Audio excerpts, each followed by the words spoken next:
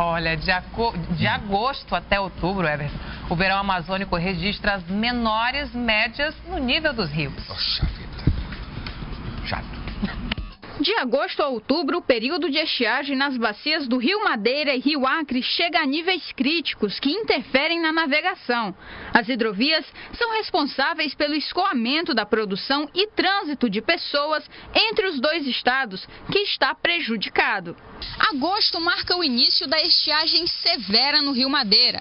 No ano de 2016, o nível do rio chegou a 2,77 metros. Hoje, segundo a diretoria de hidrologia do CPRM, o rio está com um nível de 3,53 metros, quando o esperado eram 5,23 metros.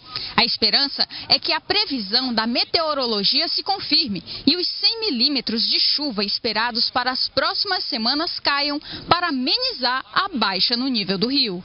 A pior estiagem do Rio Madeira aconteceu em 2005, quando o nível chegou a 1,63 metros. No Rio Acre, a situação é ainda pior. 2016 foi o ano de menor média histórica, atingindo 1,39 metros. O monitoramento apontou essa semana que o nível do Rio Acre estava em 1,63 metros. E se a chuva não cair, a média histórica deve ser alcançada e superada. A gente está numa situação mais confortável que do ano passado, mas mesmo assim a gente está abaixo do que é esperado para essa época do ano e a gente vem tendo uma tendência de queda mais rápida do que do ano passado. Então, se confirmar essa tendência de queda para as próximas 2 semanas, a gente já vai atingir níveis de estiagem que a gente observou na temporada passada, né? Os níveis mais baixos do rio foram registrados em Manicoré.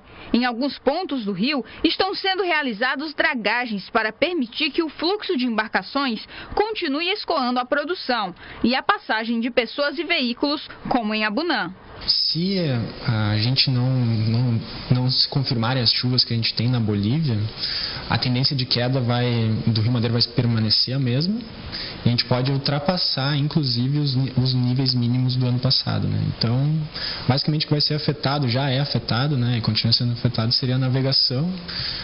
E a gente teria uma redução, por exemplo, da capacidade de carga da hidrovia do Madeira, as embarcações não poderiam navegar a carga total, né? A gente teria problemas de passagem de navios nos pontos críticos lá na região de Manicoré. E além disso, a travessia ali em Abunã, da balsa, que já é afetada, ficaria mais crítica ainda. A situação acende um sinal de alerta para que possamos pensar o quanto o aumento da área desmatada, o represamento de sedimentos e as grandes erosões ao longo do rio estão contribuindo para esse cenário. É muito difícil afirmar a partir dos dados qual é a tendência climatológica em questão de chuvas, né? Como é a tendência de mudança climática para a bacia. Mas se a gente pensar que o ano passado a gente teve a segunda pior estiagem para o Rio Madeira e a pior estiagem para o Rio Acre, e esse ano novamente nós estamos tendo estiagens muito severas nas duas bacias, é um indicativo de alguma coisa está mudando, né? Mas é muito difícil afirmar sem um estudo mais aprofundado, né, a respeito disso. Bom, eu já vi palestras de autoridades no assunto que dizem que tudo é cíclico. O que aconteceu agora, está acontecendo agora, já aconteceu há milhares de anos no planeta e volta e vem de novo, e daqui a pouco é período de